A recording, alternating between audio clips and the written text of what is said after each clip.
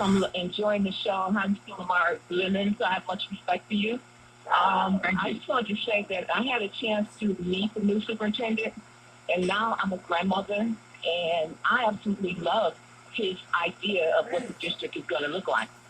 And I love the fact that they're doing some special things to get the parents back involved in the school system. I understand that Shalonda Buckman is working with them, and she's doing a fantastic job. At the meeting, there were a lot of good ideas that came out. So there are a lot of good things that we can expect as it relates to the new superintendent in the district. Before you go, Sharon, how did he explain how parents can get more involved in the district? I'm always interested in that. Well, there's going to be many incentives. There's going to be a parent etiquette program so that when they come and represent their children, they're going to know a little bit more of how to be a little humble. I just believe that you come from a humble place first when you have to deal with business, because I always say that everyone has a bee in them, but you shouldn't see them firsthand. You should always, try to be humble, and then if it's necessary to be a little more aggressive, then that's what you do. But I really do like him. His conversation is good about the district. The fact that he's from Detroit, I didn't know he was from Detroit, but he's from the metropolitan Detroit area. So I'm really looking forward to seeing what's going to be different, and I believe that they're going to do a good job. And this is Sharon, not Sharon. Sharon. I'm sorry. I'm misreading what I see on the screen. Sharon, I am so sorry. I appreciate the call. And you got a fan of Dr. Vitti. What about that, Lamar Lemons? Well, that's good. That's a good step. We need the community at home to embrace the selection of the board for superintendent. And again, like I said, I am cautiously optimistic. I do believe he's moving in the proper, correct direction. Mm-hmm. Now, Ms. Buckman, what organization is she with? She was with Parent Network, but now she's an employee of the district. Okay. All right. Okay. Because, we can have a conversation about the Parent Network sometime. I'm not so sure I trusted the Parent Network, to be honest with you. Well, again, let me say this, because I won't, without associating any individual, the Parent Network has been an adversarial thorn to public education and the Detroit public schools in particular. Mm-hmm. And I know that. And even as I was a member and a parent as part of the organization, I did not support the agenda and the direction that the leadership was taking Parent Network. Okay. And the adversarial relationship that they had with the Detroit Public School District. Mm-hmm. I want to go back to something you said a little bit earlier, Lamar Lemons, and that is the Detroit Public Schools are still under the threat of a consent agreement or an emergency manager, or what is that ongoing relationship with the state of Michigan? Well, the ongoing relationship, even as Dr. Vitti made a presentation, they are still trying to force the district to sell buildings to charter schools, to increase the amount of the additional charters in the district, in our old school district, and of course, in our old school buildings, and of course, parents will go to the school that is closest to their home. And so we shut down schools, and now the state shut down the schools through their emergency manager, and now they want to place a charter school in that entity, which would further deplete our enrollment. But Dr. Vitti has been fighting the good fight, from what I'm understanding. Yeah, yes, he has. Okay. He's taking the correct posture, at least, in that. But I think, personally, I think we need to do it, be more calculating in how we approach that. And I'll talk to him, of course, offline on that. As you know, I'm a former legislator, so I know a little bit about that process. You know quite a bit about it. You are one of the experts up there in Lansing, from what I'm told, Lamar Lemons. What is it that parents and citizens and Detroiters can do to bolster the position of the board and Dr. Vitti to perhaps give you more clout and allow you to do more for DPS? Well, they can, number one, if they have children, they can enroll them in DPS. We have 30,000 children that attend suburban schools that now have open enrollment. In fact, many of the surrounding suburbs will not have a school district if it were not for the DPS school district. Wow. Our children attend 30,000.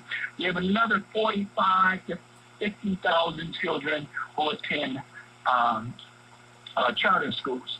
So if we, to the degree that we can encourage our parents, particularly for the incoming school year in the 2018-2019 school year, to enroll their children in DPS schools, because we're going to bring back music, art is a priority, and we're going to have a full competitive complement of education. Just give us a little time, and I promise you, if we are able to continue, we will have a very competitive school district.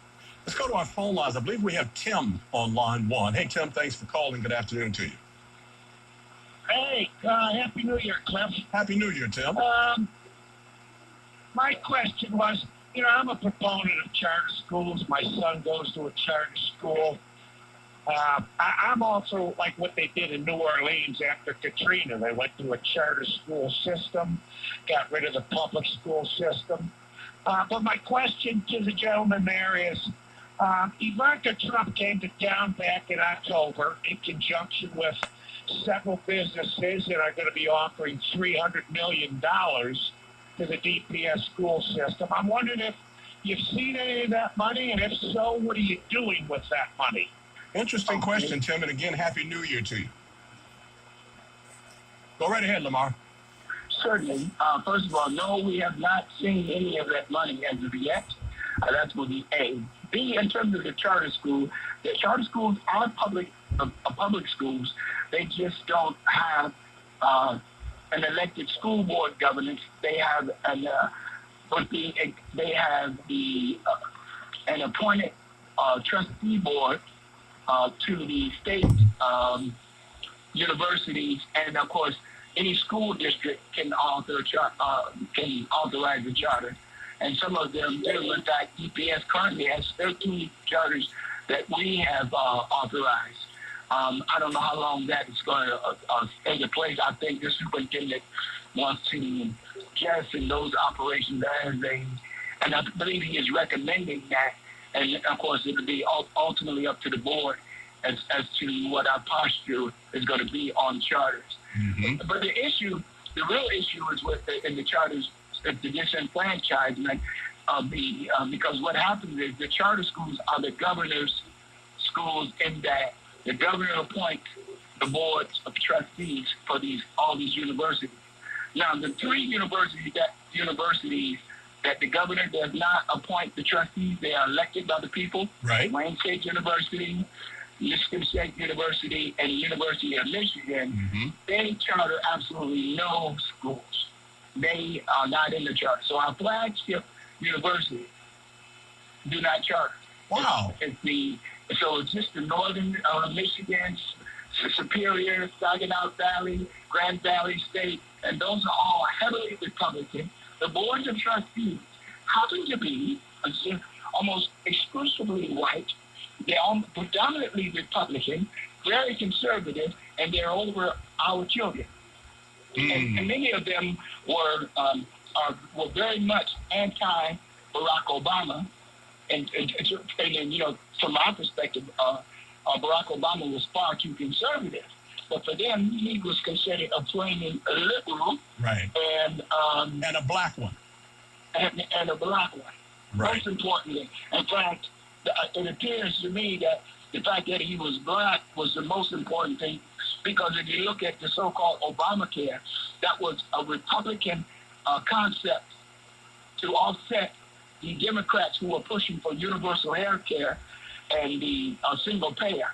Mm-hmm. And so as a compromise, Republican came up what is now become Obamacare. And of course, yes, all the nuanced intricacies was done under his administration. So it's not exactly what the Republicans proposed, but it's very much what the Jack Kemps and the other moderate Republicans right, were advocating at the time. Bob Dole and yes, We are just about out of time, Lamar Lemons. Fascinating conversation. I just want to make sure I heard you correctly before, and that is you and Dr. Vitti and the board support full funding and expansion of extracurricular programs, be it music, be it arts, be it debate and forensics, be it sports. You are a supporter of that. Exactly, and that's what not only are we supportive of, that is something that we are looking to implement and begin in the fall and expand upon it. All right. Call upon me if I can help you anytime, my friend. I am, like a lot of people, very much appreciative of DPS, the education I received there, and want to continue to support it. And I look forward to talking to you more in 2018. Thank you. I appreciate you. All right. Thank you. Lamar Lemons, a member of the elected Board of Education for DPS, Detroit Public Schools, and again, one of our favorite guests to talk to. We will talk to him more throughout this year. All right, I'm going to take a break right now. When we come back, we're going to have a conversation about your pets. That's right. It is sub-zero weather outside, and some of you still have not brought those dogs in, or you're not letting those cats come in, and that's just not right. We're going to talk about how to take care of that when we come back with Wendy Welsh of the Huron Valley Humane Society. This is 910 AM Superstation, the future of radio.